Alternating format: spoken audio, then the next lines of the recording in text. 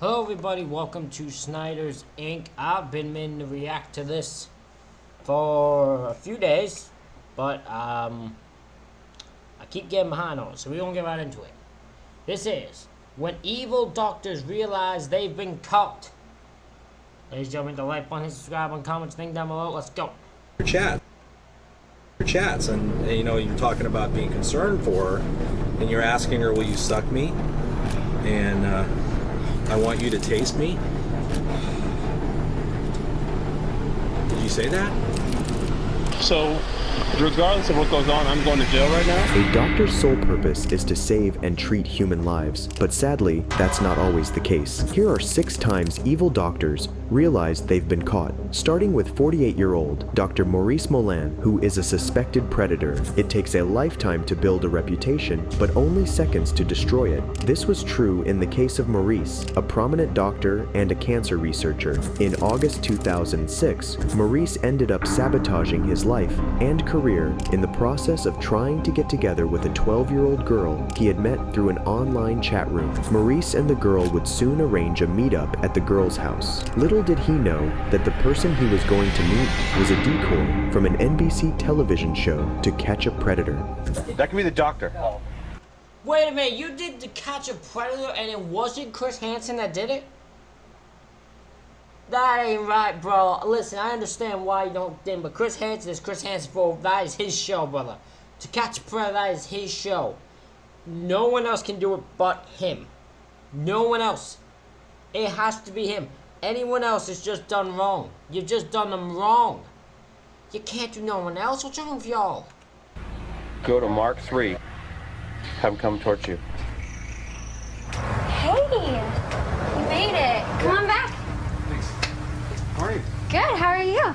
The girl then invites him over to the hot tub in her backyard after asking Morris to pour the drinks. Pour me a drink. I'm actually gonna put on my suit so maybe we can get in the hot tub because it's all warm. Oh, jeez. So where are you coming from? San Francisco. Oh, okay. Oh yeah, so there probably was a lot of traffic, huh? Do you have a towel? Maurice, however, soon caught on to the act while snooping around looking for a towel for the drink he knocked over. He discovered the hidden cameras along with the filming crew. I gotta take off. Sir? I need to talk to you for a minute. Unfortunately for him, the police were right around the corner and were able to catch him before he could make a run for it. It was at this moment Maurice realized he'd been caught and broke down while being arrested. Yes! On the ground. I wasn't gonna do it. Get on the ground. Get on the ground. Get his keys. I wasn't doing anything. Oh man, I wasn't doing anything. Get his keys. I wasn't doing anything. Am I being booked for? We'll explain all that to you. Can I call my wife? You can do that after this booking procedure. I think it's going to talk to a detective and just Yeah, I explained that to him already. He's just not, he's failing to... I'm not failing. I'm just really scared. nothing to be scared about. Nothing to be scared about? No. I'm somebody who has never done anything in my life besides a traffic ticket, and you wouldn't be scared? You're in some trouble, obviously. Yeah, I feel like I'm in big trouble, and I feel like I made maybe a mistake, but I didn't do anything. In handcuffs, I have pictures being taken of me left and right. I don't know what I'm being accused of. Saying that he doesn't know what he's being accused of just goes to show the kind of person he actually is. Then, Maurice was... He actually thinks he's a... He actually thinks he's fine. Like, that's the insane part. This guy actually believes in his head that he's okay to fucking do this. Like, he's messed up. You're a damn cancer researcher.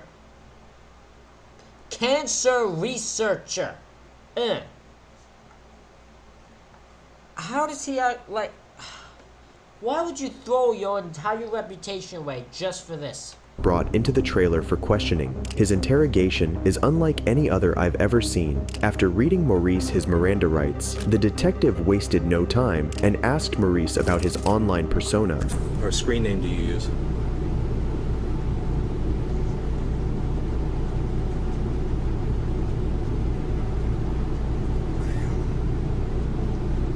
I really need to have an attorney present. Okay. Okay. Can you tell me what's going to happen? What's going to happen? You're being charged with, I believe, attempt lewd acts with a child under the age of 14, and burglary. Burglary? Yes. Okay. Stealing what? By entering the dwelling that you did. Okay? So at that point, I'm going to bring you back over. Hold on. Burglary? Yes. Hold on. I question the burglary part. You can't say he's stealing because he walked into the place he was supposed to. That's not he didn't but what? That's not how you are reaching. Listen, the lewd act one, okay, fine. I don't know at all what that burglary one is no way would stick. There is no way the burglary one would stick in this instinct. Okay. Stealing what? By entering the dwelling that you did. Okay? So at that point, I'm going to bring you back over to booking. You'll be transported to the Sonoma County Sheriff's. Am I going to jail? Yeah. Before the detective could get an answer out of him, Maurice decided to lawyer up and sat there in disbelief over his arrest. His guilt would soon overtake him, however, causing him to open up. Steve, I've never done anything wrong in my life. Ever. You know my record. Okay.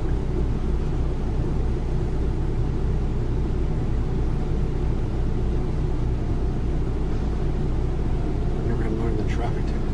Okay. What happens when I get to the Sonoma County Jail?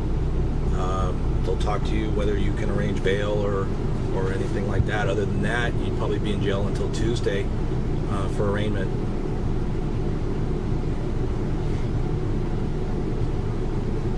I didn't do anything. Okay. What did I steal? Okay, that's what I told you. It's not about stealing. What did I? Okay. What did I take? Okay, let me just stop you for a second. You asked to talk to an attorney. Yes. Okay, I'm not going to discuss this further because I can't. Okay, unless you want to waive your right to have an attorney present. Can I call my wife? You will be able to make a call later on. I need to call her now. Okay, I'm not going to base this on. You still want to have an attorney present.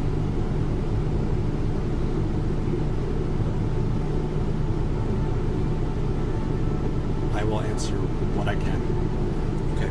Maurice then decides to talk to the detective, but chooses to answer only those questions that don't incriminate him. Regardless, this choice of continuing to talk to the detective without a lawyer present is what would make the situation worse for him.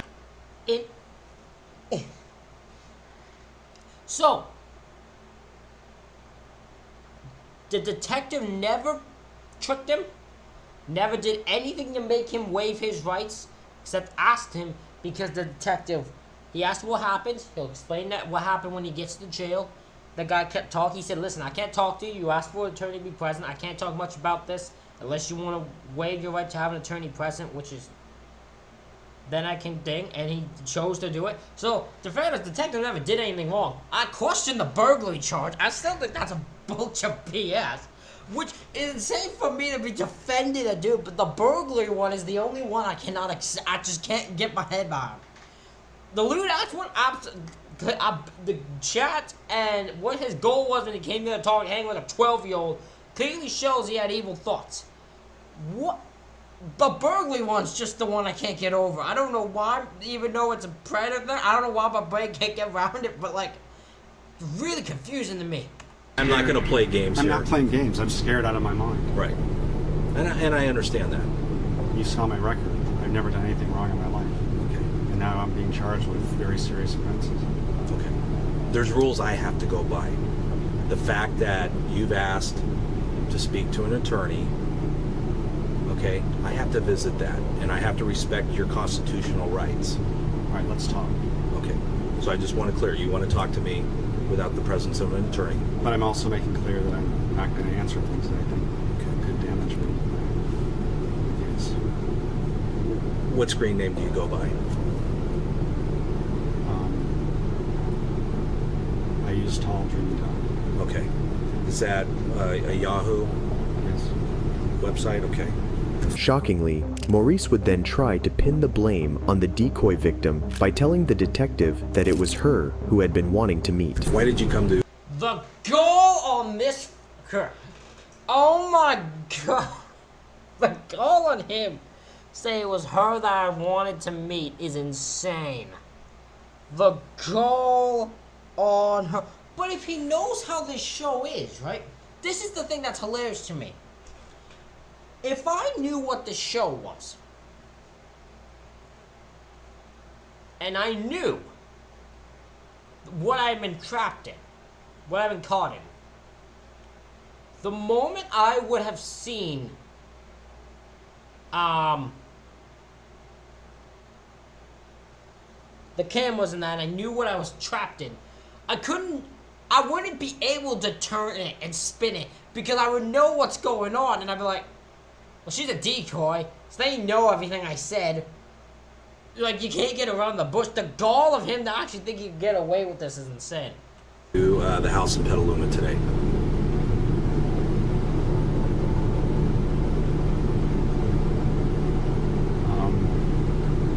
I was curious. I was curious. Curious about what? That'd be my curious too. I chatted with someone online. She had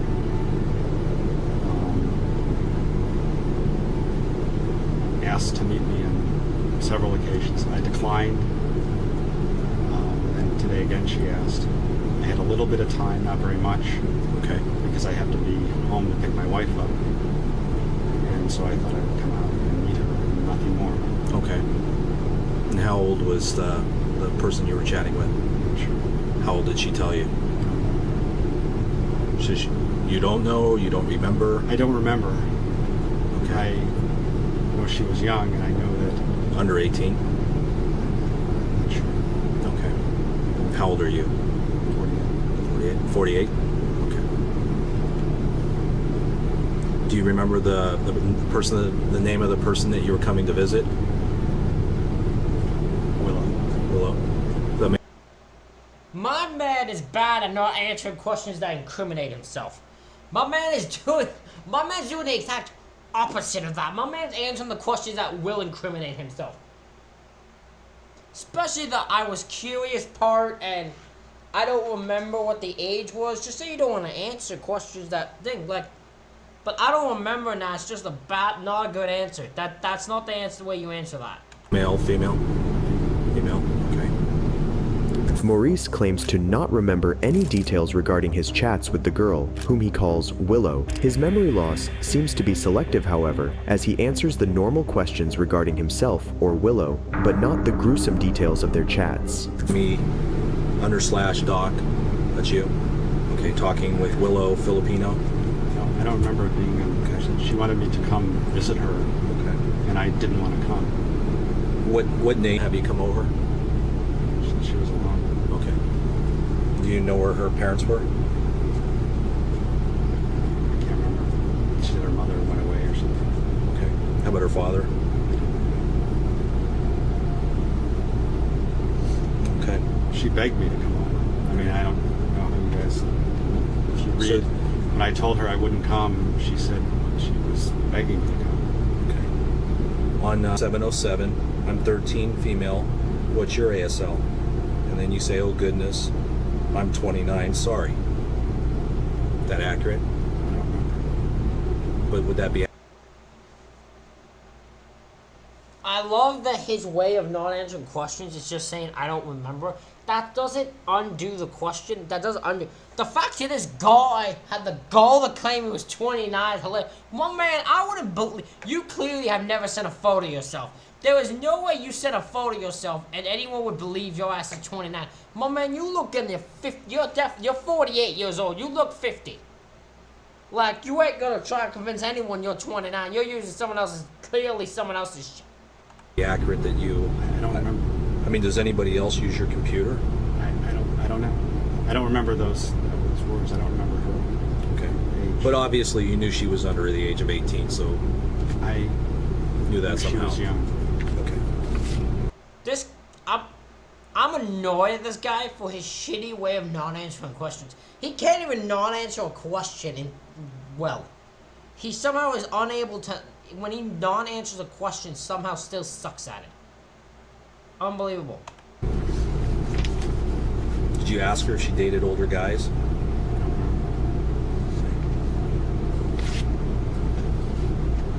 Did you talk to her about touching and kissing and making each other feel good? I remember she saying that she had trouble finding somebody that made her feel good. Okay. I was playing with her. And then you typed to her, "I wouldn't stop until you came over and over." You're saying that.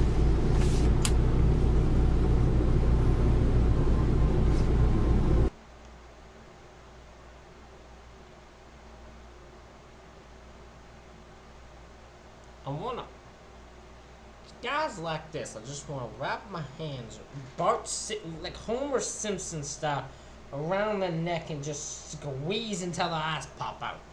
You know what? But you know Homer Simpson, the way Bart used to strangle. But I want to do that to people like this. Those are who I want to strangle.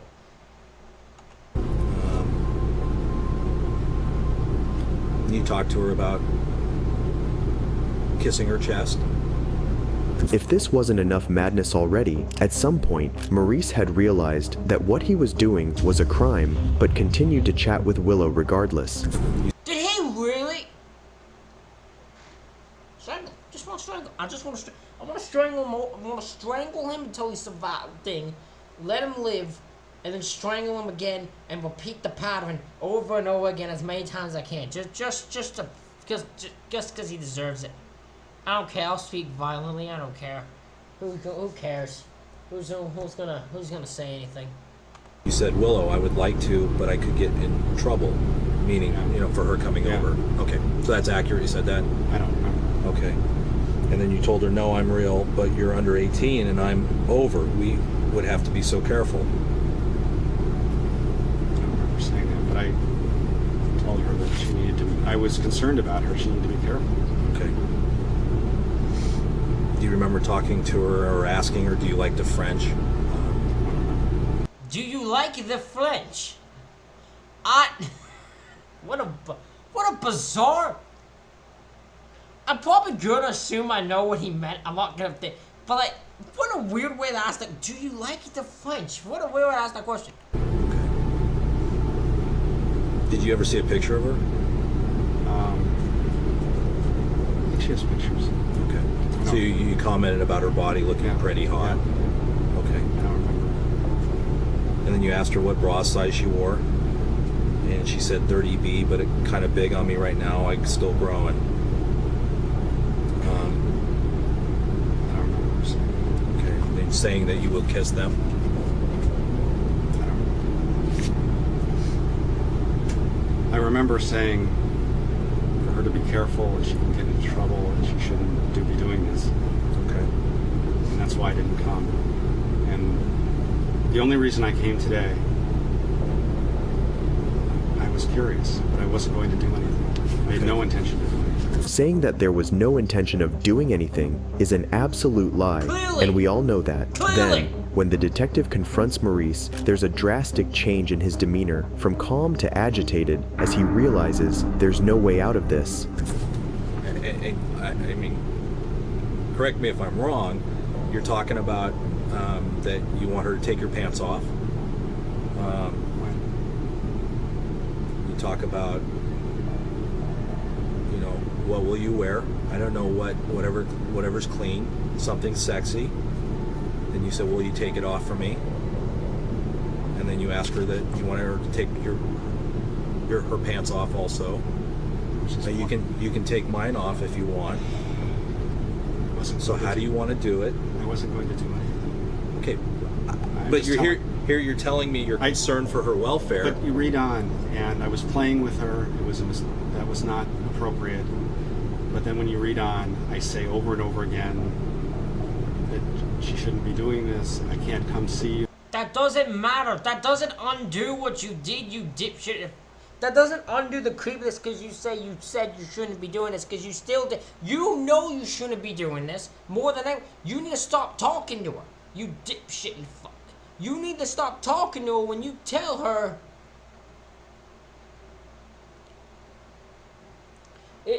it doesn't matter that she knows it's whatever, because you do too. And you, as a grown-ass man, a 48-year-old man knows better more than they do. Doesn't matter that she's a decoy or whatever. It doesn't matter. She begs me to come. Officer Nelson, I shouldn't have talked to her. Right. I wasn't going to do anything. Have you ever done this before? No. Never? Never met a 13-year-old? On the internet, yeah. No. No. I mean, you told her you were a doctor. Mr. Nelson, you have to believe me. I would never have done anything to her. Okay, Maurice, I'm just reading your chats, and you're talking about being concerned for her, and you're asking her, "Will you suck me?" And I want you to taste me. Did you say that? I don't remember. Okay, I don't remember, but I never would have done anything to her. and then you show up. I mean, where do you live? Piedmont? How long did it take you to get here? 40 minutes. Where's your wife right now? At a party. So where does she think you're at work?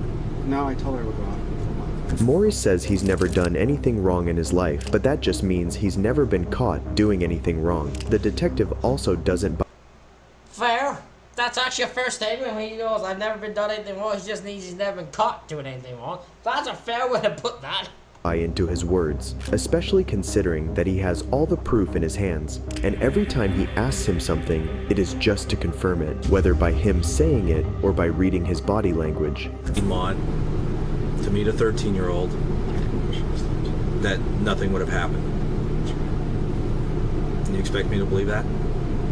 After you talk about having different sexual acts with her? She begged me to come.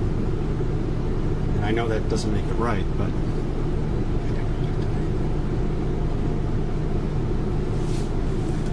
What may shock you even further is the unexpected gift that was later found in his car. Wait. she's 5'7", weighs 130. Okay. So you didn't bring any of that lingerie for Absolutely. for Willow? Absolutely. Okay. It was really...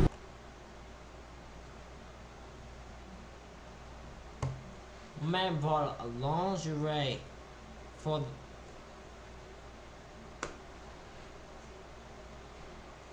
I just want. I hate people like him. Oh, I hate people like him so badly. Fuck, a doctor and he has no fucking self-respect for anyone. Like, get the fuck out of here. Oh. I didn't even know there was... what was this? there? This is in the back seat. What was it? The lingerie. No.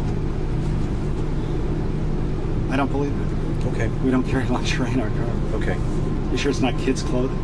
It's not kids' clothing. Okay. Did you send her any pictures? No. Not long after this, Maurice eventually stopped the interrogation, asking for an I attorney, can and understand was why. able to call his wife. No offense to him, I can understand why he's buried in someone. I would love to know how he described what's happening to his wife. I would love to know. Wife to give her the shocking news of his arrest. I'm in big trouble. I'll explain. You have to bail me out of the Sonoma County Jail. $30,000 check. We'll need. It was a sting operation. I'll explain it to you when you're here. Don't bring the girls. I didn't do anything, but I did something stupid. Maurice ended up paying the price for his actions, and his case dragged on for 2 years. He was finally sentenced to 2 months in jail, 3 years of probation, and a lifetime registration as a registered sex offender. His license to practice medicine. Okay, so 2 months in jail, 3 year probation, and a lifetime thing of being registered as a sex offender. I bet your wife is very happy to hear what happened here. I bet your kids love to know what your daddy did. Wow. I bet they're fucking happy to have you around their life.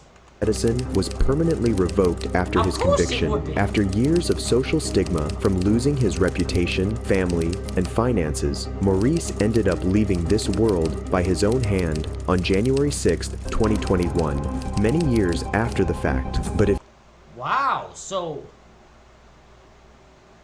I'm gonna be honest, right? He survived a long time. He was able to, because he was 2006, right, when it happened. 2006 it happened, and he went on until 2021. 15 years he lived with this going on with him until he couldn't deal with it anymore. I mean, he lost his family. I'm not surprised. Lost his job. Again, not surprised. Lost money. Lost everything. If you thought things couldn't get any worse, that's because you don't know the case of Elizabeth Wetlaufer. And I didn't really want her to die. I don't know, I was just angry and had this sense inside me that she might be a person that God wanted back with him. And is that feeling you're referring to that you had in your stomach? Yes. On September 16, 2016, Elizabeth Wetlaufer, a registered nurse who's known to have worked in both public facilities and private homes, was brought in for questioning after a series of deaths of elderly patients in her care. What followed is one of the most strange and disturbing cases I've ever seen. I know this case. I haven't heard about this case in a while though. Like, I know of it, I just haven't heard about it in a while. I haven't heard it talked about in a while, so I'll listen.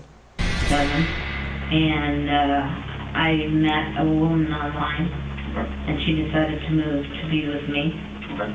So I ended up quitting the job I was at and going to Crescent Care to make a little bit more money because I was the only resident earner. Mm-hmm. So I started working at Crescent Care, I believe it was June 2007. And how long did you work there for? Until 2014. Yeah, till I think it was March 2014. And were you always in the same role, or As did you do different roles at Crescent Care? I was a registered nurse. Yep. And registered nurse's role is always the same. Yep. The healthcare worker was suspected to have taken 8 lives and allegedly attempted to take the lives of 6 others. What That is insane that a nurse, like evil nurse, there's many stories of evil nurses, evil people who just take the lives of. If we remember talking about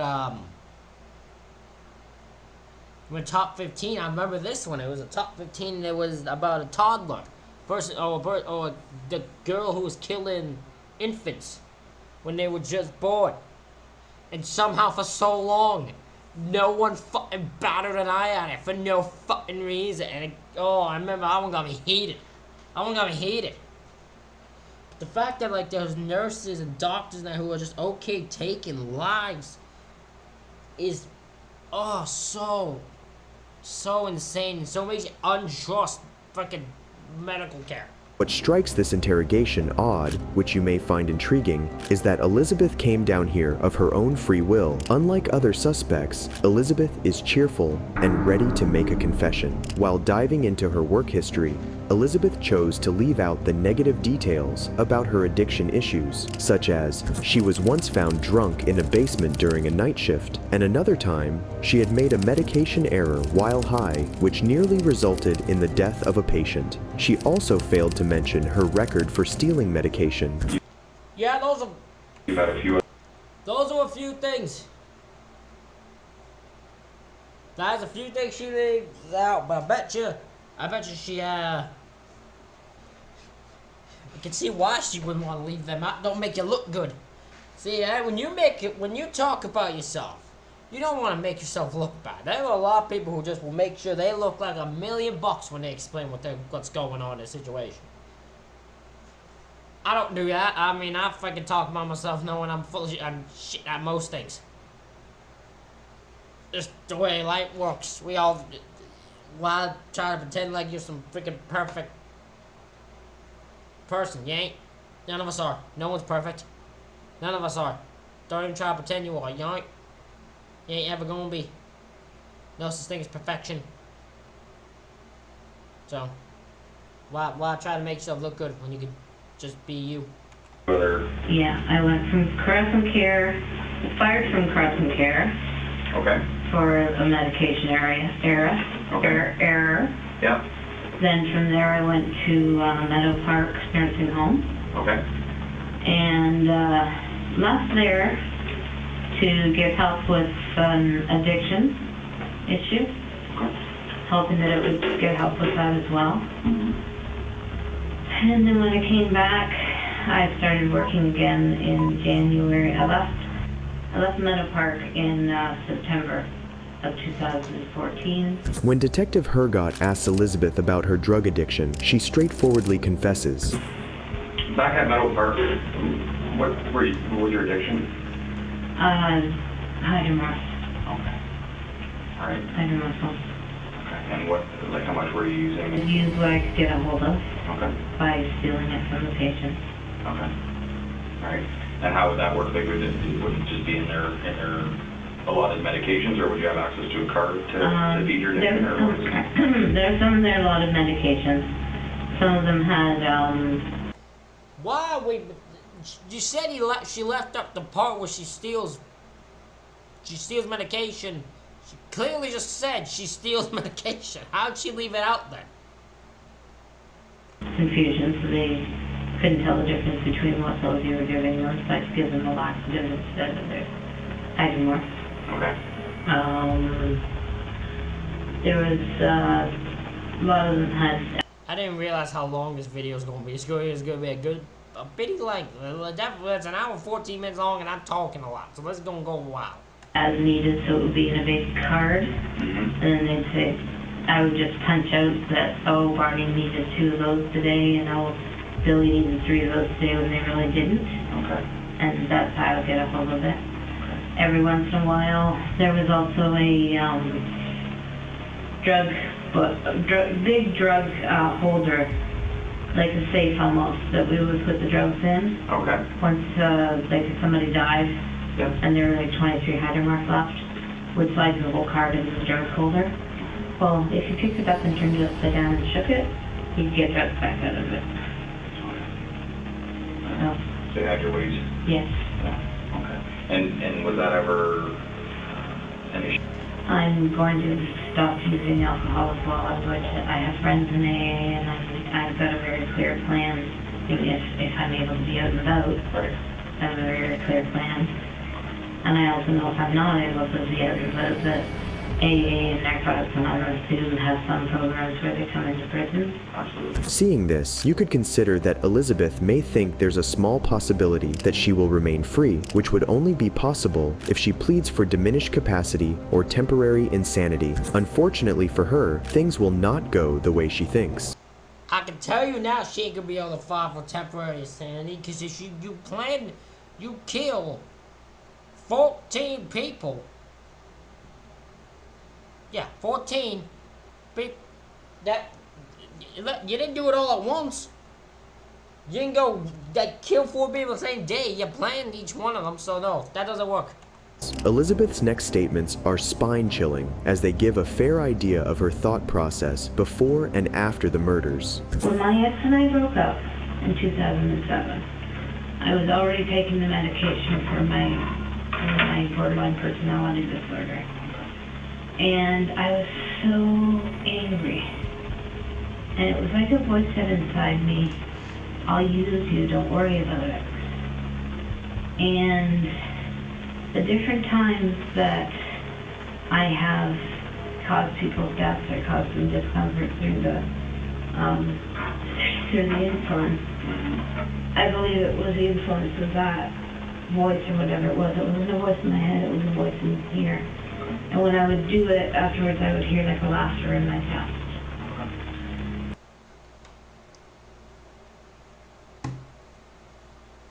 Maybe I'm wrong.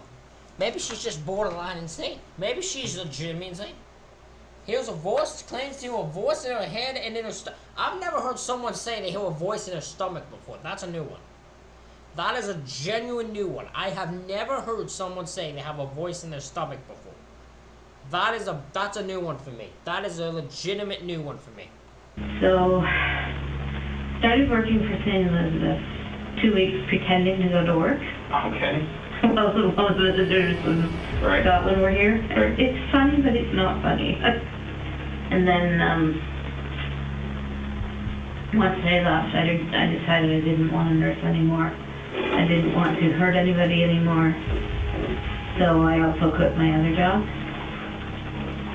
And then I decided, well, whatever Friday that was, that, like, I did a lot of looking into how I could get help, because I realized I needed help with whatever this was. Because part of me had started to believe that it was the devil, and part of me thought it might be God with a purpose through my life. And I know the doctor asked me those questions, and I didn't answer them because I was so ashamed. Elizabeth's delusions are common with serial killers that fall under the category Angels of Mercy. They're known to believe that they're either saving people from a life of agony and granting them mercy by taking their lives, or serving the right judgment. It's clear Elizabeth is suffering from a mental illness, as she doesn't derive any pleasure from her killings, nor does she have a motive behind them. Despite that, she tells the detective that she's always been aware of her wrongdoings and the possible impact her confession may have on the families of the deceased. Even about, like... I'm thinking about the fact that, like, there ain't no way any member of that family could trust another doctor or another nurse. Like, I don't know if you could trust doctors and nurses after that. If I knew a nurse took the life of someone, I wouldn't know if I could trust any other nurses. I don't know if I could trust another nurse or another doctor. I think they're all just crazy. I think they'd be like y'all evil. Y'all are clearly evil. Look what the one did. Y'all hired her. I can't trust any of y'all now. Do I give the names of the people that I killed?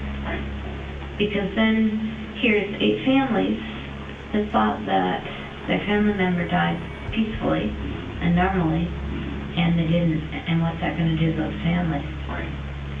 And even up to going to the hospital, I decided I was just going to give the first names.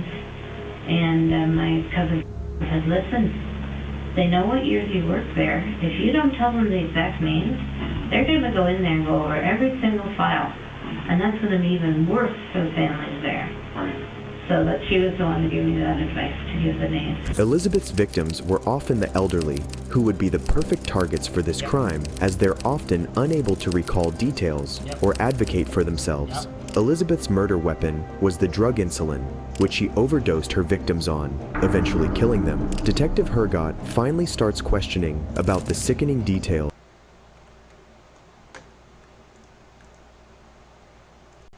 Sorry about that. I had to go deal with something, and here we go. We get back into it. Let's go. of Elizabeth's victims, starting with her first murder, James Silcox. Of James. So I have to keep my phone on because I'm talking to family right now about something, and it's kind of important. So I do have to keep my phone on with Wi-Fi and that, and yeah. So I apologize, but I just have to do it. And your daily interactions during a shift with him? I didn't see him every time. He wasn't always my patient. I just knew from what people had said that he would grab the nurse's breasts and buttocks, and he would say horribly inappropriate things about his wife, that now he was there, you know, he was going to fuck.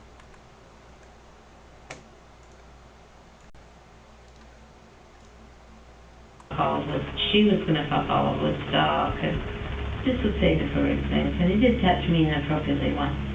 And where was that? On my breast. On your breast, okay. And were you alone in the room at that point? Yes. Okay. Did he have a roommate at all? Did you have a room? You remember? He was post-hip surgery and he had dementia. Do you remember how old he was approximately? No, I don't. I'm in the 80s. In his 80s? Yeah. Not a diabetic? Not a diabetic. And, sorry, you said he had dementia? Yes. Okay, which you've also noted here as well, right? Yes. Okay. So tell me about the night. Was this the first person that you did this to? That I tried. Well, there were other people that I'd done it to who didn't die. Prior to James? Prior to James. Okay, and are they documented on here? He's the first one who died. Right. Back here? But there's some other... People who didn't die. Right, so I can't read that first name. Clotilde Adriana. Okay, so that was, I mean, they're both September 2007, but that was Yeah. before James? Yeah. Okay. So was this your first attempt at overdosing these people on insulin? Yes, Cladiola was. Just Cladiola. And I didn't really want her to die. I don't know, I was just angry and had this sense inside me that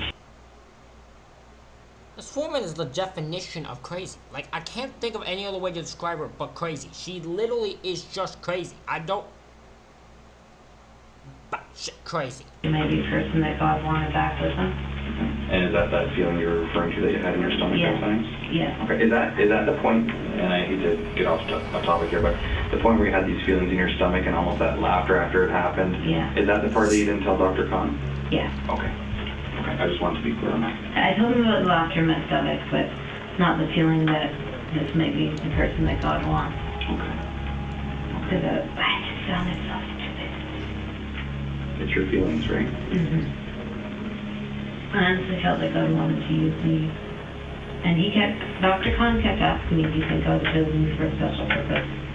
I kept saying no, because that did not sound like a special purpose, you know? Yeah. So, but yeah, I just had a sense after my marriage broke up that God was going to use me for something. And then after a while, I started to really wonder after some of the murders if it was God or if it was the devil fooling me. Did you feel like you were doing the right thing for these people? No. No. I felt like I was doing what I was supposed to do, but it wasn't what was right for them. It is important to note that the facility should have been keeping a record of some sort of all the medication and doses given to the patients in their care. Had there been a track of it all, this sort of crime may have been prevented, and Elizabeth would have been stopped long before she got the chance to commit those other murders. Elizabeth then justifies her crimes by describing her victims as not nice people, showing how she thinks it was right of her to do what she did. It's not very nice people, Yeah. right? Yeah. So I'm not sure if that's a tendency or a pattern that we see as far as, is that why you chose these people? Yeah, it might be, but I also know I just felt like they were the ones. Right. I had a feeling inside that they were the ones. Before you injected insulin to Mr. Silcox, was it a spur of the moment thing? Had you thought about it when you reported for duty at 3 o'clock in the afternoon? I started thinking about it about 6 at night, I think. Detective Hergott then asks Elizabeth about her second victim, Maurice. Maurice. He was another one who liked to grab breasts and asses. He was sometimes a patient of mine. See, Okay, so I've noticed what she does. She will paint each person as a bad person to justify in her mind what she did. But for her to say it had nothing to do with that they were bad people in her head is very interesting that she still won't connect the two. Because if you think that she would connect the two to try to make herself seem like a kind of victim herself, but she doesn't. It's very interesting. She's just a cold, calculated woman, but it's just interesting the way she does this thing. at that time I didn't have a set floor that I worked on. I worked on all the different floors as a nurse, kind of filling in. So,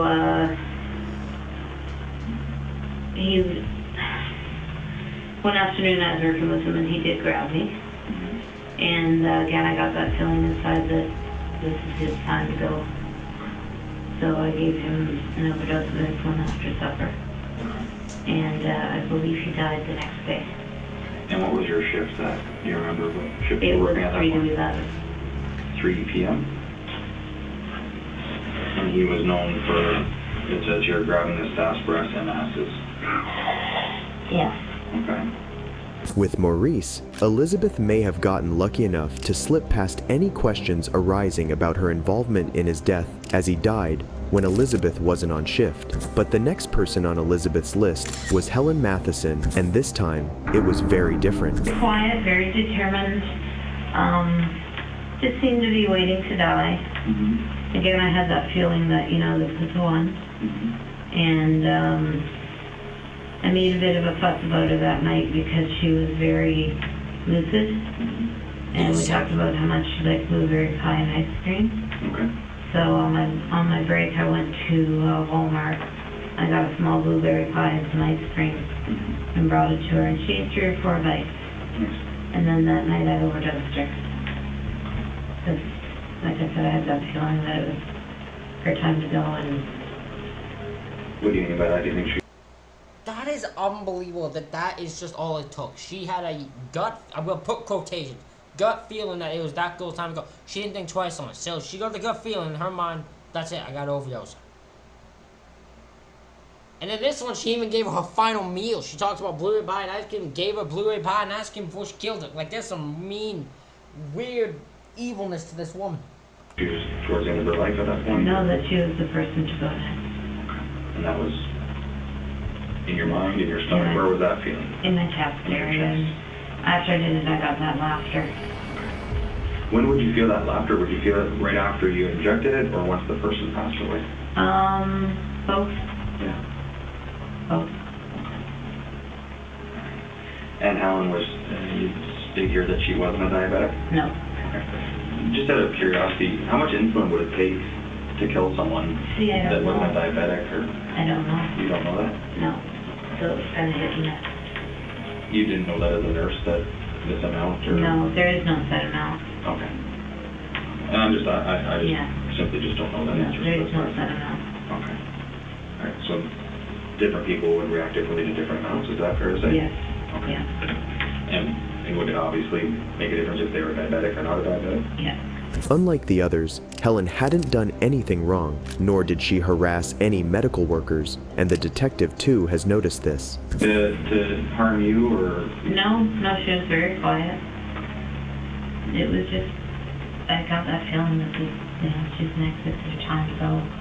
Mary, Elizabeth's 4th victim, had told Elizabeth she had a feeling she was going to die. While this feeling may come and go in elderly patients, Elizabeth decided she was going to help Mary attain peace sooner and ended up taking her life. Elizabeth continued committing murders with the reason that she had a feeling God was making her do it. Other times, she would be prompted by the patient's words. In the beginning, Elizabeth had started out with small doses of insulin, and eventually, when she realized she could get away with it, she started increasing the doses to a dangerous amount, almost becoming ruthless in her killing methods.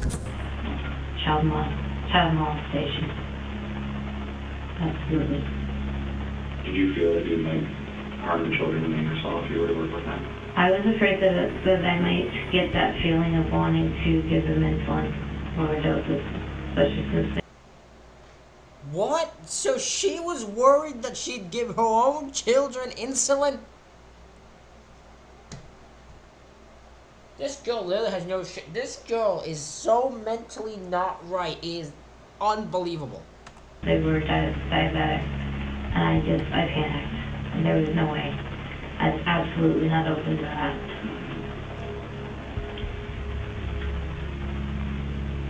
Is there anything else that you can think of right now? No, No? I think I did pretty good. I think you did. Elizabeth was sentenced to 8 concurrent life terms in prison, with no possibility of parole for 25 years. But people who are... I will give one thing that this girl said. Because she said at the way it began that she didn't want to tell the families. Didn't want to say the names of who did it. Because those families believed that their lives ended peacefully. And how it's going to affect them. Yeah, because they believe. They might have come to terms with the fact that, listen, that the person's gone, but they died peacefully, natural causes, they're all elderly, so there's a thing to go. But then they find out, no, they weren't going to go. Someone decided their life needed to end by their hands. Like, that'd mess you up. It'd mess you up. were supposed to do good and instead do evil don't stop here. On February 3rd, 2021, officers rushed to the home daycare of 48-year-old Amanda Hickey after a 911 call regarding an unresponsive baby. What unfolds is one of the most shocking cases you'll see. Hey guys, right here.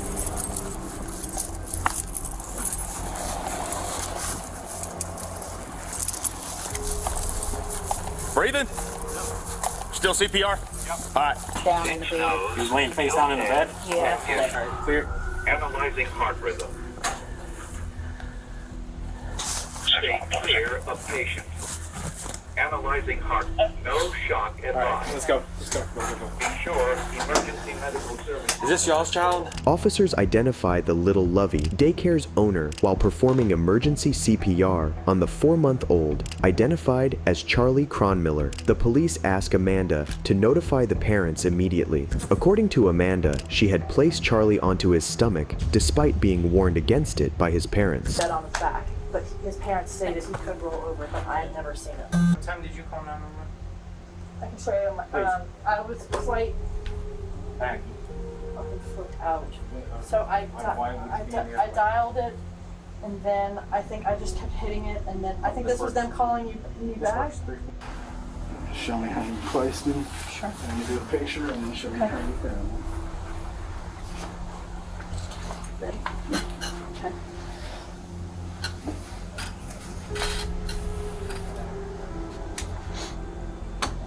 And there was another child in there, so you put him down and picked one up, right? Yep. So he's in there by himself. He was, yes. Yes. There was a switch. Charlie's mother, Stephanie, then arrives on the scene and in a devastating moment sprints towards the ambulance. Have her go in the ambulance with them. Scottish Rite, ma'am. Go in the ambulance right there. They're getting ready to go. First responders transported Charlie to the hospital while officers investigated the scene to later discover that Amanda had left the baby unattended for 2 hours. Not only that, they also discovered cameras around the daycare. So I noticed you have cameras. I do. They record 24/7? I believe so, yeah. Or is it just motion? That's a great question. I'm not positive. Okay, that's okay. Will we be able to access those? I think so. And get the footage? Like the families don't. It's not like something that I share with the families. It's a closed. No, yeah, no, I understand. Where's the mattress pad? She said that was the mattress pad, but it looks like it's... There's no pad in there. I know. That's what I said. But she said that's what he was sleeping on. They're all like that, though. I didn't want to manipulate it, so No, I haven't touched it yet, but he was found face down in that corner. Top left corner. She put him back, and she said he must have rolled over, but they do have a camera in here. I got it.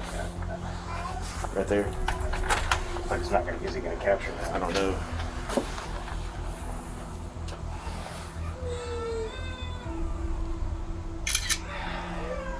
See that?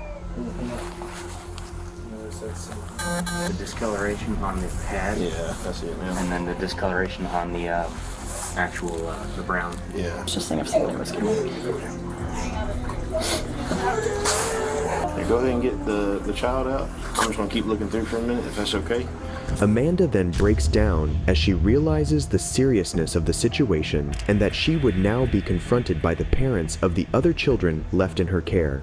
Tell him a baby had an emergency and... I can escort you out when you drop the babies off. And if you have any questions, I can answer those questions for you. Okay. We can do that for you to help It's you going out. to be really hard for you to talk to me. Really hard.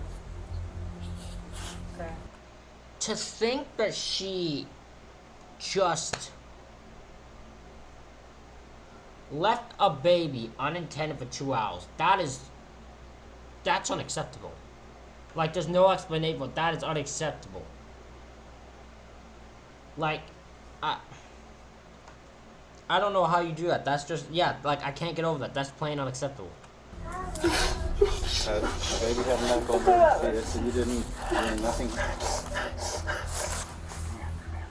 So I just don't know. I don't know what. Yes, I'll just need an escort. Okay. Just give them. So you hear me give them the same message to everybody. I'm not sure what that message is yet, but I need to tell them all something. We had an emergency. What do I tell them? We had an emergency here today, and I'm gonna be closed. Am I closed? I don't. I mean, as of right now, this is just I mean, it's all under investigation. We had to figure out kind of... I mean, in her thing, I don't think I would be open while there's an investigation going on about a child who might have died in my care. I don't think I want to still be open while the investigation's going on. I'd probably close for now until the investigation's concluded. A few more things before we can classify it one way or the other, okay? I don't see any signs of malicious intent here. We're not leaning towards that by no means.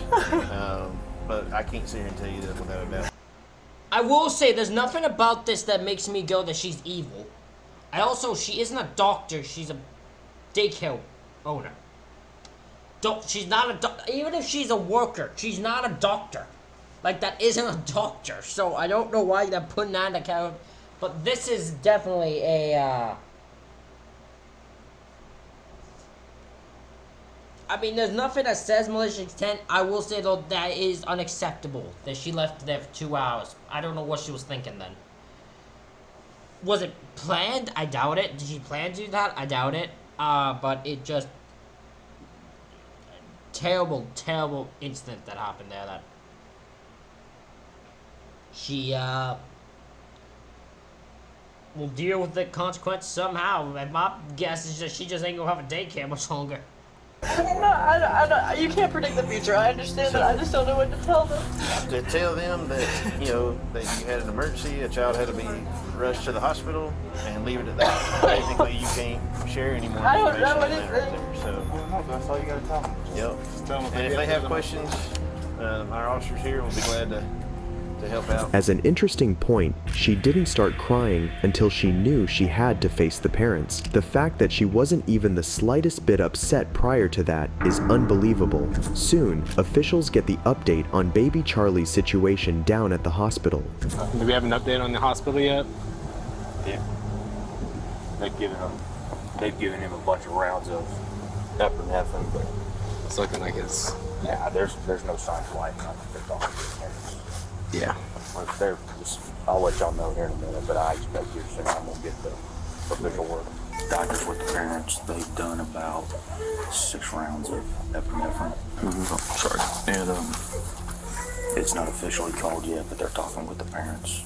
And it looks like there's no signs of life. So since he gives me the final official word, I'll let you know. Devastatingly, Charlie was later pronounced dead. The medical examiner will do an examination on Charlie tomorrow to try to determine what happened, what the cause and manner of death is. That he may know that information tomorrow. That information may take weeks, depending on different tests that they have to run and things like that. So I can't guarantee you that that information will be available tomorrow, but once the case is completed, and that means once the medical examiner completes their examination, they get the findings, they have to write it up. Then I also have to turn in my investigative report, and the whole file has to be approved by a supervisor. So there's kind of a chain of events. Sure. But once that's complete, you can get a copy of the autopsy report if you would like it.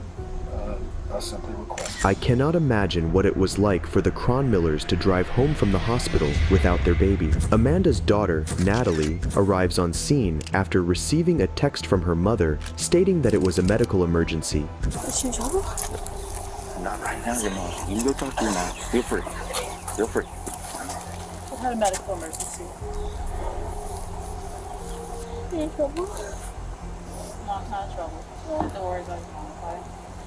She's not going to jail, right? Not long after, police leave the scene without Amanda. Days later, officers visit the home again, but this time they won't be going back empty-handed. Face me if it changes when you're back, okay? You are being placed under arrest. Okay. Okay. Do you want to talk to me? If so, we can go back to the police department and we can talk. If not, you're going to go straight to the cab jail. Yes. You do want to talk to me? Yes. Okay. So then we'll go back and we'll discuss it at the interview room, and then from there you'll be released to the jail, okay? Can I tell anyone inside that that's where I'm going? Who's in there? My daughter? Yeah, can you call her down to the door? Sure. What My was her daughter's name? Natalie. Natalie? Miss Natalie? Can you come here for a moment, please? Hold on right now. I appreciate he even said Miss Natalie. I don't know why that's and I love how she's just like, yes? Like, I think she even got the gut. Once she said Miss Natalie, she's like, oh no. Oh no. My guess is the charge is involuntary manslaughter. I don't know that's for sure. That is just my gut instinct. I've been proven wrong before, because I've seen gays, I'm like, oh, that's manslaughter, and they're like, it's first-degree murder, so I don't know. Your mom's gonna go with us, okay, to the headquarters for right now. She wants to talk to me, and then from there she'll be turned over to DeKalb County Jail. Once she gets to the jail, she'll be able to make phone calls and call and let you know about bonding and things like that. But it's probably gonna be a couple of days before she gets a bond. Okay. Okay. So she wanted to let you know.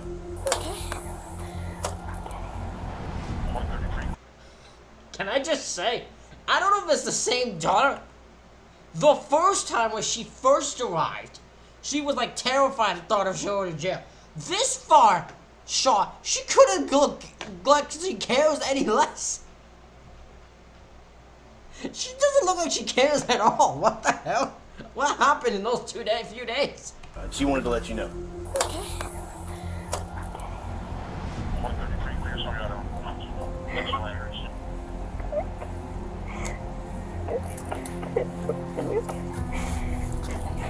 Before she is taken away, Amanda's husband asks officers what she's being arrested for, like he wasn't present on the day his wife caused the death of an infant.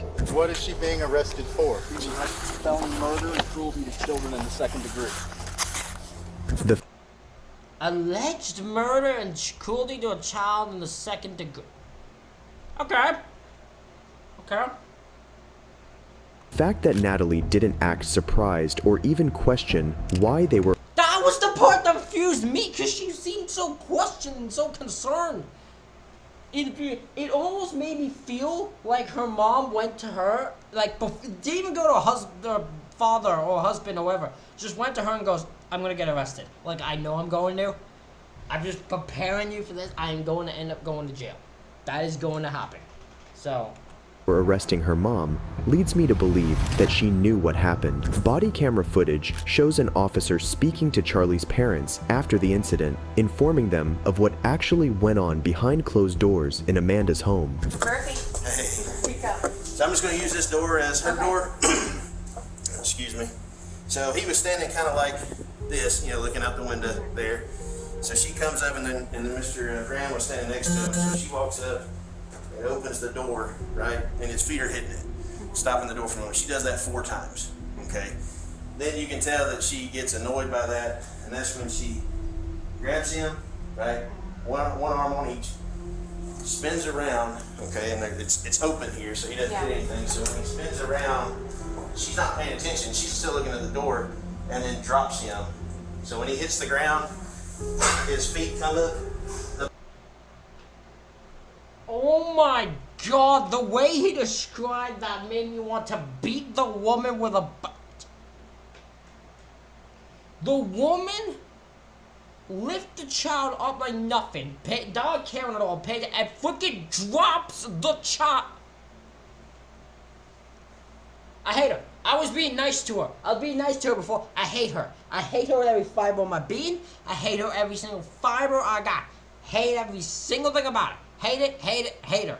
Up over his head, he kind of rolls up, and his feet move over to the side. So that shows me a couple of things. One, it wasn't just a gentle sit down, because his feet continued to move in the direction that he was his momentum was going, right? From that sling. Refusing to speak to the authorities, Amanda was charged for second-degree murder, reckless conduct, and multiple counts of cruelty. So at first I was like, oh, it's involuntary manslaughter. No. With the swinging of a child, the way that, that's murder. Yeah, the child, swung him around, he dropped, hit the floor hard, she just put him in the crib thing and left him there until he died. Yeah, screw her. To children. Yep. She was ultimately sentenced to 30 years in prison, followed by 5 years of probation. We've seen Elizabeth who killed her patients, but she wasn't the only nurse to have done that, as that is exactly what happened in the unfortunate case of Redonda Vout. In March Unfortunate to who exactly? 2022, 38-year-old Redonda Vout was convicted of giving a 75. What are y'all doing? You said as that is exactly what happened in the unfortunate case of Redonda Vout. Redonda Vout, okay? In March 2022, 38. Why does it say Amanda Hickey? I keep noticing y'all's flaws here. Y'all need, listen, if you need my help with these things, I can help in some with this insanity, and y'all making mistakes and I keep noticing them. Year-old Redonda Vout was convicted of giving a 75-year-old patient a fatal dose of the wrong medication in error, and as a result, killing her. This was a terrible, terrible mistake, and there. Okay, hold on. If that's it, then yeah, that's a bad error. I mean, you don't want to make that error as a nurse. Yeah, that's a bad error. That's an error that's gonna make you look horrible. I mean, you killed someone that didn't deserve to die just because you messed up with your own stupidity. So it was an unfortunate mistake, but it's a mistake that has consequences. That's what it's got, and because you shouldn't be making. As a nurse, you should be as careful as you are of everything you do. There have been consequences to the defendant. Redonda faced a possible 6 years in prison for her mistake, but in a shocking twist, the victim's family asked the judge to show mercy. We forgive her. My mother-in-law would want her to be forgiven, and jail time is not an option to me. I mean, it's sad all the way around for everybody.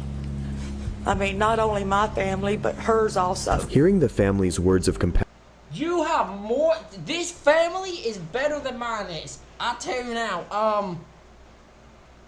My family would want her to burn in hell and some shit like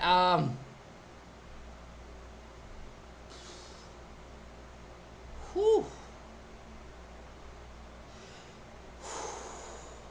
Redonda wept and later apologized for her actions. Saying I'm sorry doesn't seem like enough, but you deserve to hear that, and you deserve to know that I am very sorry for what happened. Redonda Vout was ultimately sentenced to just 3 years of probation after the family of the victim asked for mercy. But it isn't always in hospitals that crimes occur, as it is the shocking case of Dr. Terry Hansen. This is normal.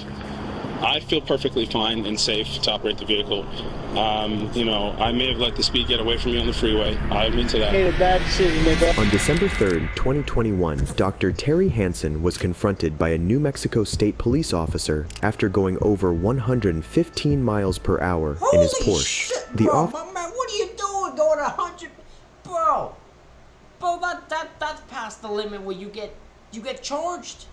That's charged without a speeding right there. That's how you get charged, is that shit. The officer was soon able to catch up to the driver and started his interrogation. Hello. What are you doing? Great. Yeah, I'm Officer Lohan, New Mexico State Police. You understand the reason why I'm stopping you? Not really, actually. I have no idea. No.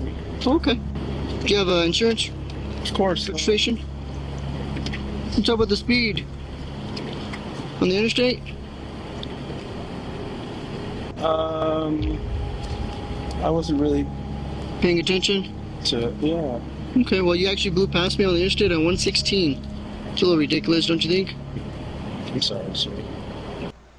I'll be the one, if I actually wasn't paying attention and I went 116, the officer was like, you did 116. My stupid reaction was like, I went 116 on this thing? God damn. I didn't even know it went that fast. Look at that. I'm like, dang, dog, we're both showing things. I'm not saying I'm just in shock. I didn't know this could go that fast. Hell yeah.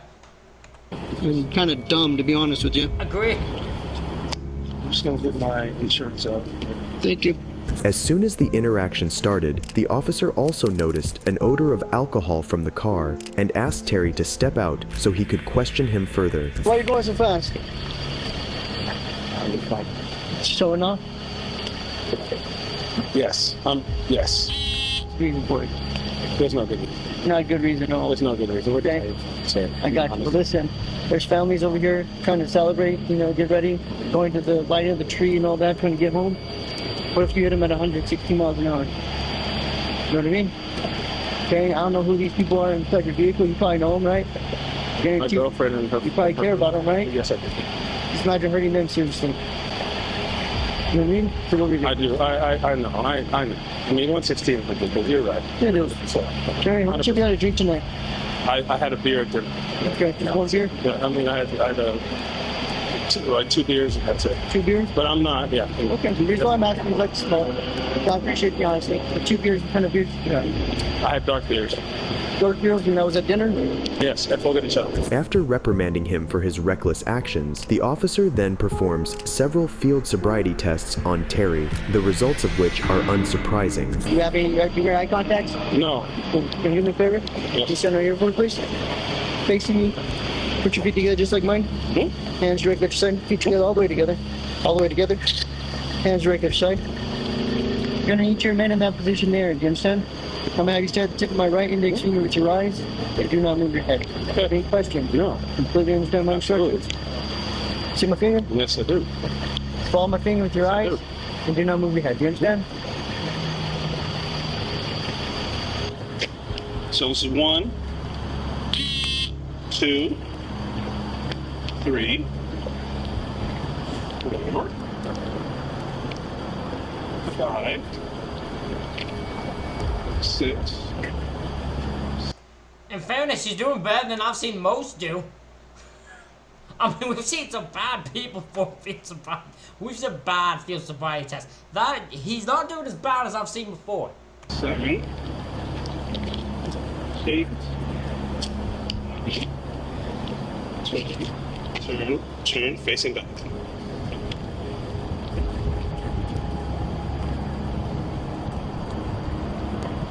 Remember you had to take 9 steps back?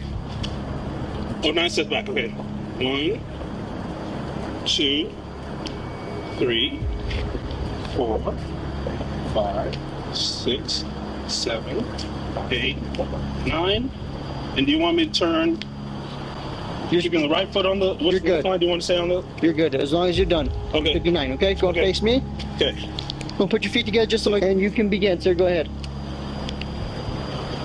1001, 1002, 1003, 1004, 1005, 1006, 1007, 1008, 1009, 1010, 1011, 1012, 1013, 1014, 1015, 1016, 1017, 1018, 1019, 1020, 1021, 1022, 22, 23, 1023, 1024, 1025.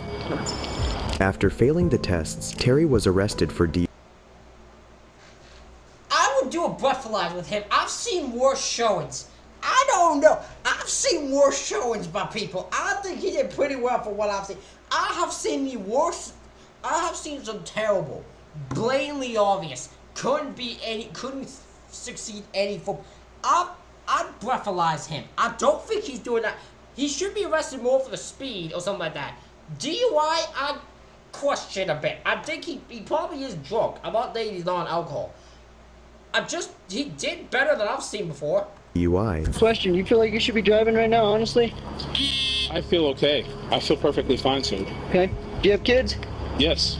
Okay, if you had a kid inside the vehicle right now, would you be willing to drive? I'll be perfectly honest with you. I feel perfectly fine. Okay. I mean, this is normal. I feel perfectly fine and safe to operate the vehicle. I may have let the speed get away from me on the freeway. I'll admit to that. You made a bad decision there, bud. But in terms of feeling safe to operate the vehicle and react, I do. And in fact, I'm really close to home. I live right over there. My uniform, please. Yeah, no. Show it to the front door. Okay.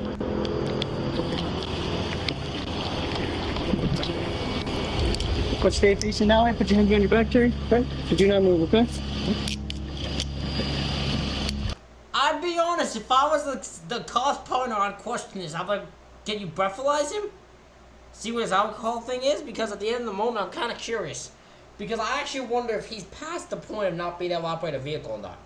Because there is, again, I will repeat, I have seen way worse drunk people dealt with on thing.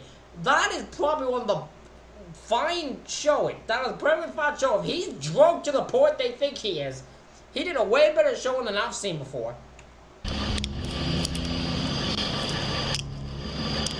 Then he's asked whether he would take a breathalyzer test or not, and he stupidly asks if he'll be going home if he passes the test. If I refuse the test, I automatically lose my license. So what it's saying is, if you refuse the test, you will lose your New Mexico driver's license or non-resident operating period for 1 year. Automatically. If you are convicted in court of If I'm convicted. If you are convicted in court of driving while under influence. But if I refuse a test and I'm not convicted, I don't lose my license. So that's ultimately, it's separated between two. There's an administrative side and there's also a criminal side, okay? Okay. So the breath test, obviously when you sign your driver's license, you get your driver's license, you say that you're going to submit the breath test. Okay, but this is saying that you are giving the opportunity to decline it if you want, but you also have facing other penalties if you do decline. That makes sense. If I pass the breath test, do I go home? You're not talking about that. I'm asking for a breath test. It's either yes or no. After trying to find a way to get out of the situation for a few minutes, Terry finally refused to take the breathalyzer test and was arrested. I'm being arrested. I'm gonna be honest. I would have just been, when he was said no, I'm like, really? Okay. I'm like, I actually think it would have given you a, like, I would have just, I actually would have wanted to see, because I feel like you actually probably, you might actually be sober enough to operate a vehicle, but I have to actually see. So I want to do the breathalyzer test. But if you do it, you're going to jail automatically. I don't know why you would refuse that. It's really weird. I don't know what he's thinking there. I didn't take the test, and I'm being arrested for aggravated DWI because I did not take the breathalyzer test. Can you have a seat, please? I have to make sure they get home safe, sir. Officer, this is not necessary. Listen, but I didn't fail. Officer. You're right, you didn't fail. What's going on? Have a seat for me, please. Sit back all the way. Also, what's going on?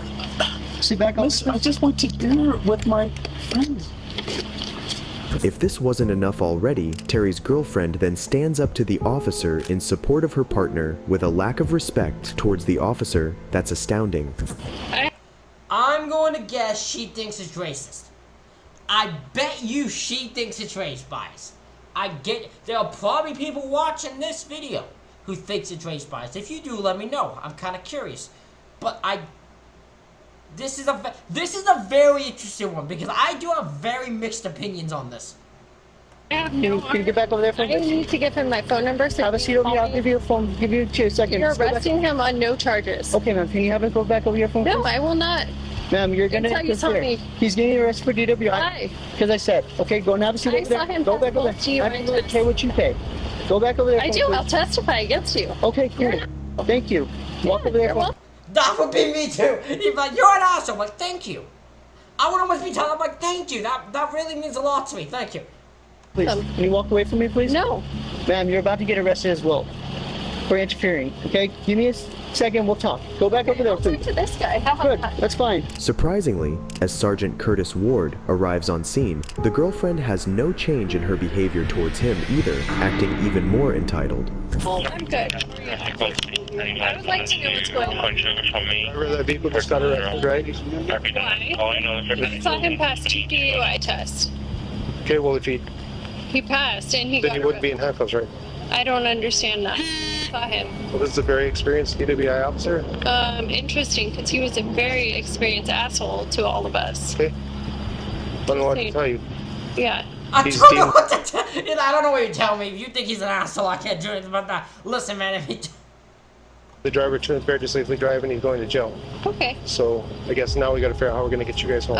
Yes, I need to give the driver my number so he can call me from you jail. can give it How to about me and I that? can give it to him. How about I not give going it over to that guy?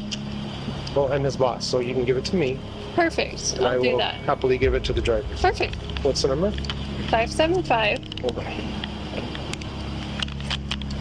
575. You're writing it on your fucking hand? Yes. Why does that matter? I'd expect. He's just like you're writing on the hand. You're writing on your hand. What the fuck does that matter? Albuquerque police to be a little bit more sophisticated than writing it on their fucking hand. Okay. Well, I'm not Albuquerque Police. I'm State Police. Either way, like that's even worse. Because that doesn't matter. I told you I'd give him the number. Okay, Jesus, wow. What's the number? 575. 4 7. The deprivation was started. Check it out. Perfect. Thank you. I love this. This cop is not playing around with her shit. He agreed to give it a number, do the number, but that's all he was doing. Your hand is so sophisticated. Down at the station, Terry was booked under aggravated DWI and speeding charges, but he keeps on acting innocent even after all this. Man, this is ridiculous. I will stick with the fact. I don't know if the DWI one sticks. The speeding charge is 100%. If he's going 116, man needs to go to jail. That's just the way. That's insane.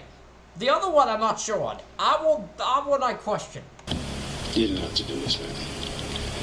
I'm sitting here sober. I'm fine. Like, this is, you know, if anything, I'm just nervous. This is horrible invasion of my privacy. If you had written me a speeding ticket. What do you mean it's been a horrible thing of your privacy? My man, you're on public. What the fuck are you on about? What are you on about?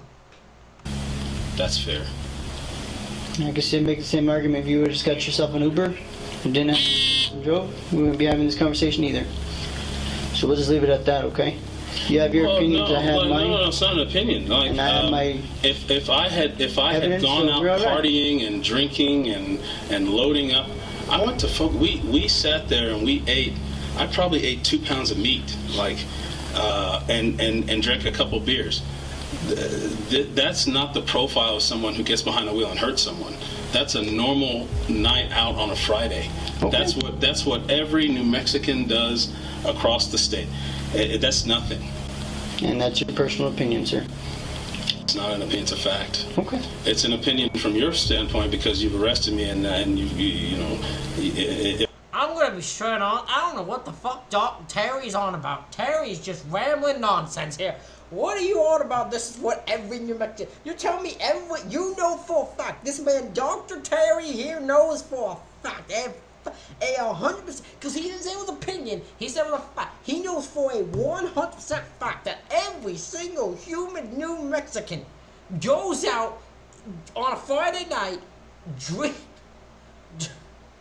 goes to a restaurant, eats food and drinks. Every single New Mexican on the planet of New Mexico does that. I 100% question that. That ain't. You don't know what the word fact means, Terry. I've been on your side most part, Terry, but you're speaking nonsense and you don't know what you're on about and you don't know what the word fact means, which is concerning since you're a doctor. If there wasn't this uncertainty, this would be completely and utterly, you know, I don't want to say it, but. Just because no one got hurt this time doesn't mean someone couldn't. Would you want your family to be in the driveway with a man going at 115 miles? Absolutely not. That's what I'm saying. The 115-mile thing is 100% the reason to arrest him. 100%. Never will question that. It's the other part. I surely wouldn't. Finally, Terry ended up pleading guilty in August 2022. I currently don't have information about his sentence, but if you thought these disturbing cases stop here, that's because you don't know the despicable case of Cara Rintala. Anna Marie, a paramedic, began her relationship with Cara Rintala, another paramedic she met while on the job, in 2002. Little did she know of the dreadful moments that are yet to begin in her relationship with Cara. The couple adopted their daughter, Brianna, in 2005, welcoming her to their new home. All was well in this happy family. That is until the contrasting behaviors of the two women started to clash, uprooting them from their happy lives and causing a change that could never be undone. On May 12, 2009, a 911 call was placed from the Rintala residence, seemingly dialed by their daughter, Brianna. The very same day, the Rintalas filed for divorce on the grounds of irretrievable divorce. 2 weeks later, a distraught Cara would place a 911 call, pleading with the dispatcher against Anna Marie.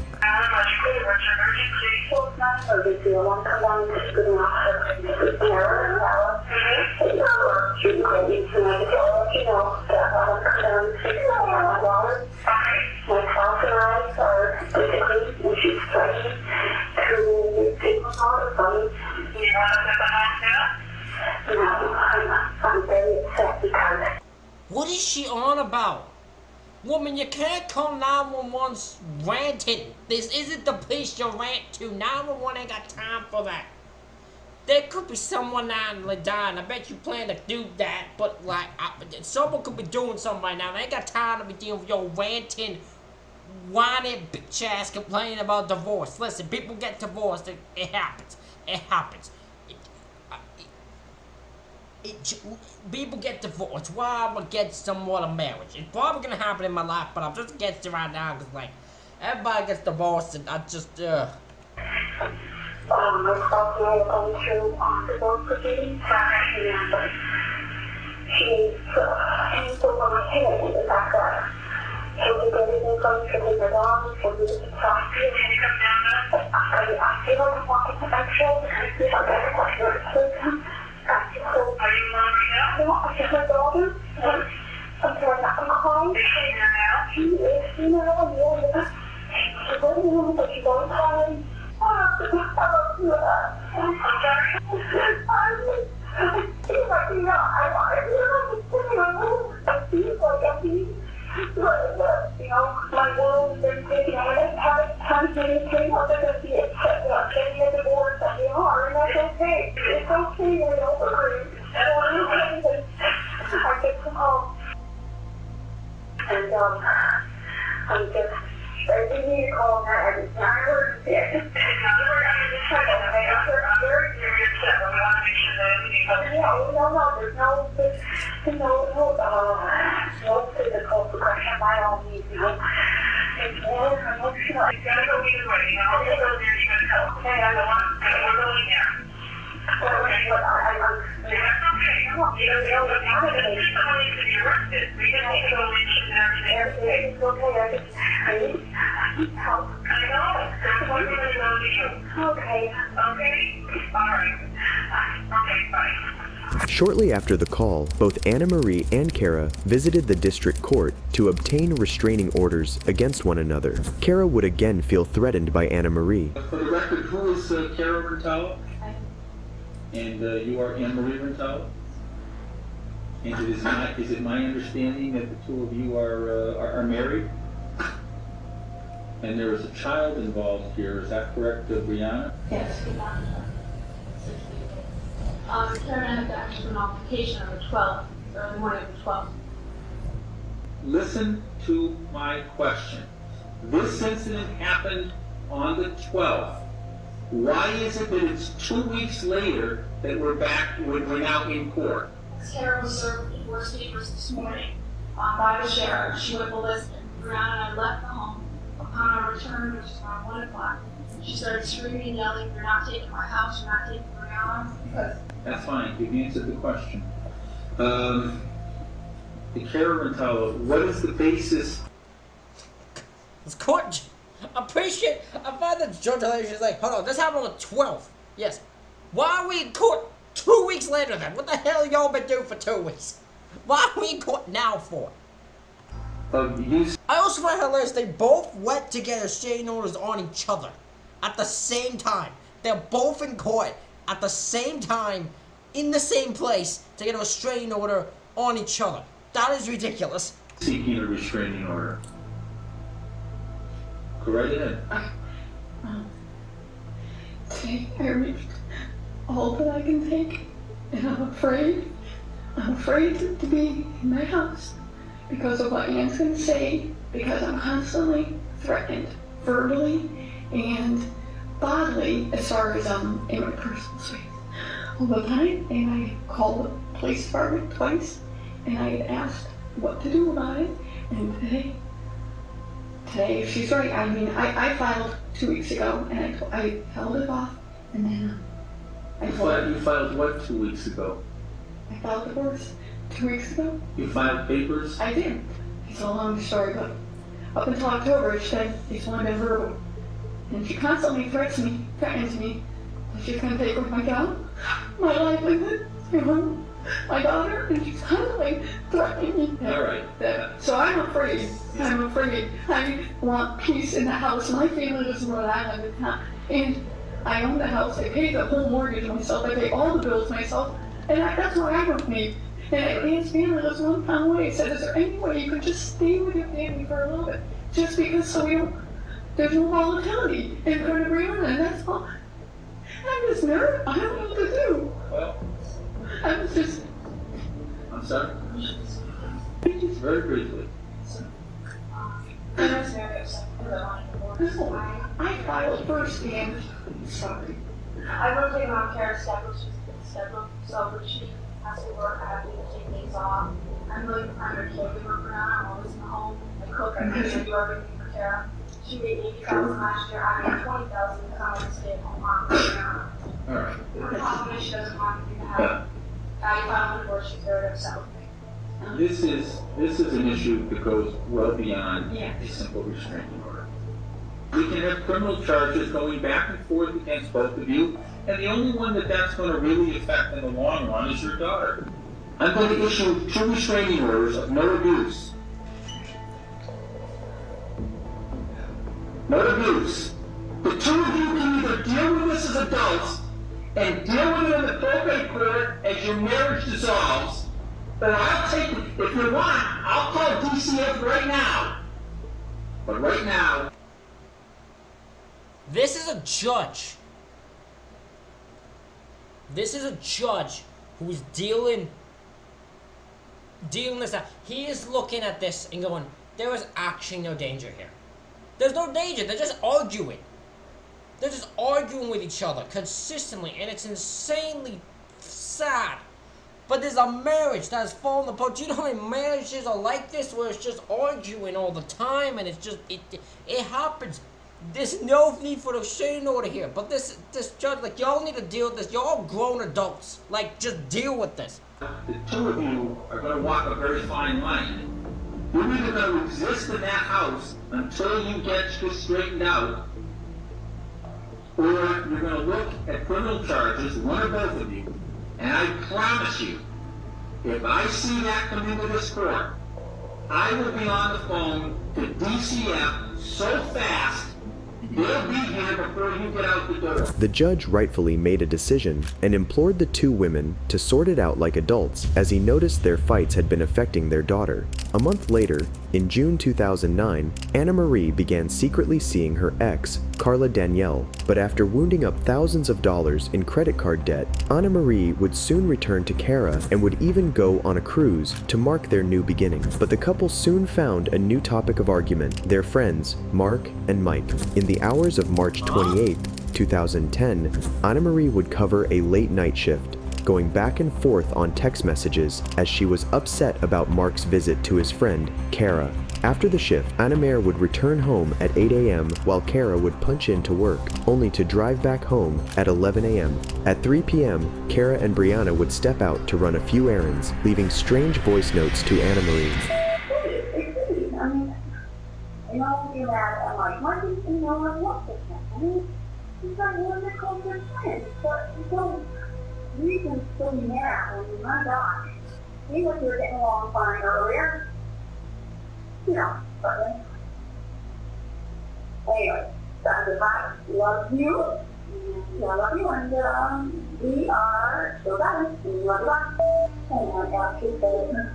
I know I have to do it. And listen, it's me, Hannah. Come on, you're trying to make it worry. Like, well, fuck, you know what I mean? Fine, get mad, but then, you know, you at least text back or call back. Either way. So I have a feeling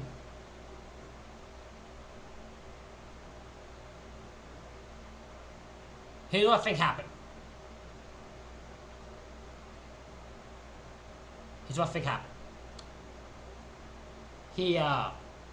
She took the life of Anne and is now leaving these voice notes, trying to make it seem like she's out and about busy doing stuff with the Brianna, the actual child, to get them focused on the fact that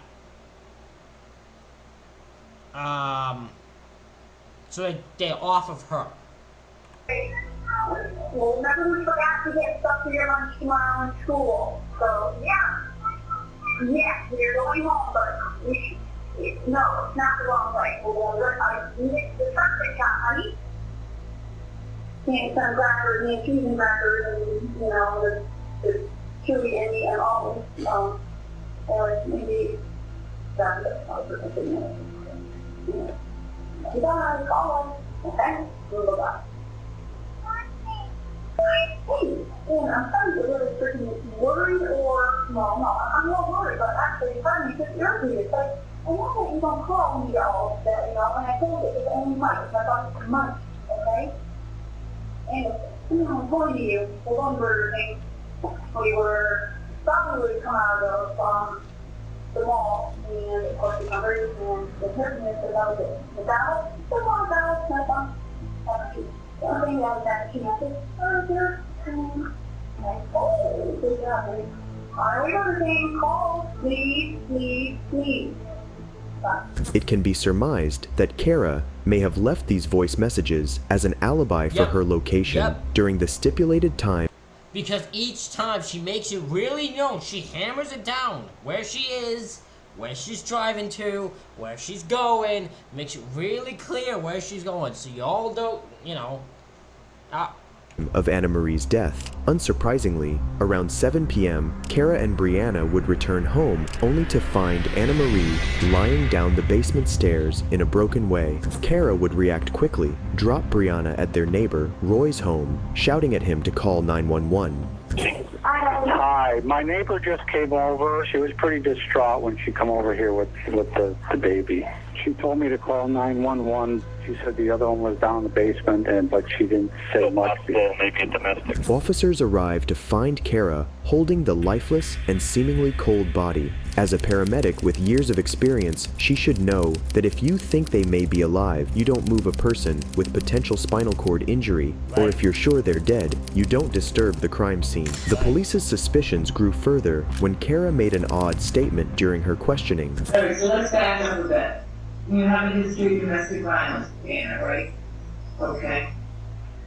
Trying to take care of everything, you know, and I'm tired, I guess, you know, working overtime and trying to make ends meet and pay for all of us, and that was probably, you know, that was another source of connection. But we used to push each other, we did, you know, like, we'd argue and it would get physical, absolutely. You know, no angel, but I can honestly say it was definitely back and forth, you know what I mean? The same problems were there.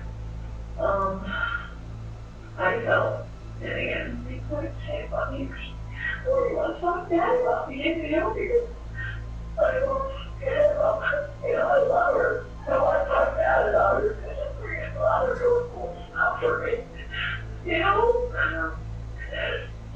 I love her, and I don't want to talk bad. I feel like I'm betraying her, I feel like I'm betraying her by talking about her, half stuff. And we agreed to feel together move on. Sure, we got half behind us. I feel like this is the worst thing I could do for her to talk bad. I do. God, this woman's a really bad actor, and she's good at being bad at what she does. She's bad at being convincing, and you. Yeah. You know, it's terrible. God.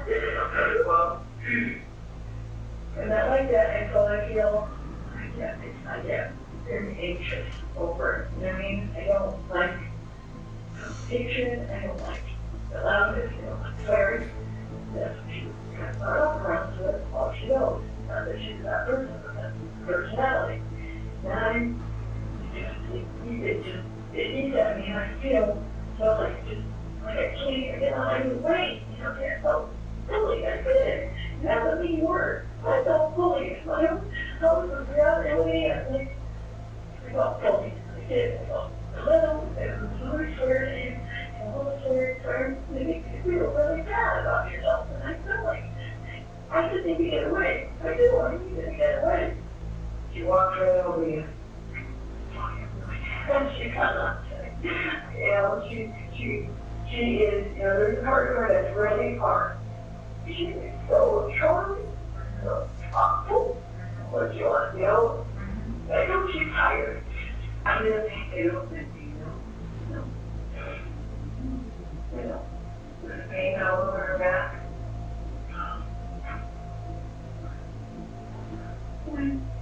I'm not that 4-year-old anymore. No, I don't think so. I don't think so. But I'm looking, no. I don't know. I don't think so. So, again, so then we go back to the question, is would someone hurt her? I can't say that. I mean, I can't say that. I mean, she gets in arguments all the time with people, all the time. She is a very thick-headed person, you know, she says what she means, what she feels, you know, and some people take offense. You know? Where do you think that? I want to say, like, if I had to guess, that she fell on the stairs, I guess. She got out of the shoes, they had her shoes all the way down there. An accident didn't even happen. We were talking about changing it, that's like, constantly. But it really doesn't make any sense though, if she fell down the stairs that she would be where she is.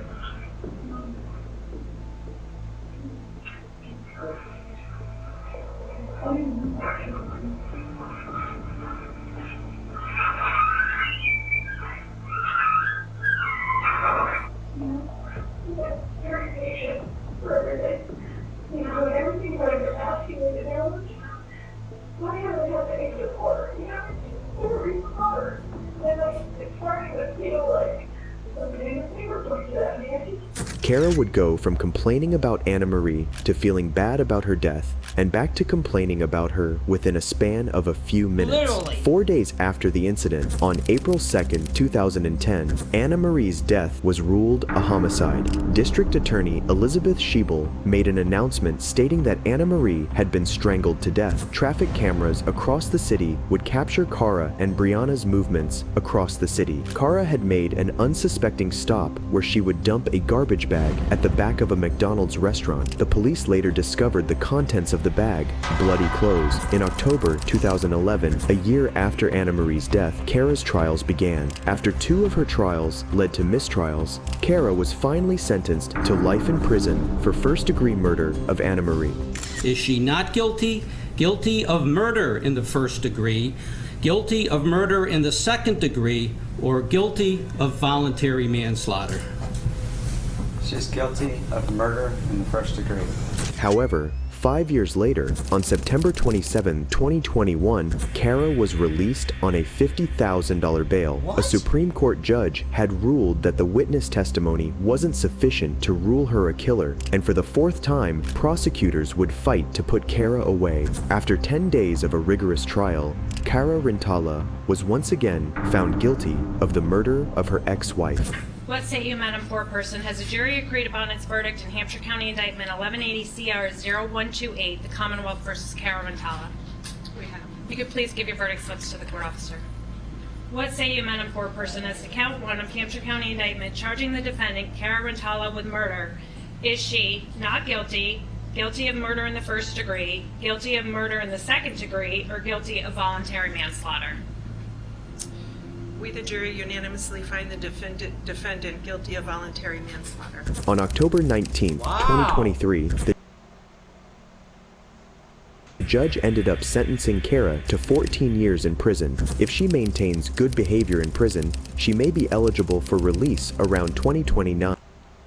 I cannot believe that. I cannot believe that. Oh my god. Ladies and gentlemen, that is it for this reaction videos. Let me know what you think in the comments. Hit the like button, hit the subscribe button. Thank y'all for watching. I'll see y'all for the next one.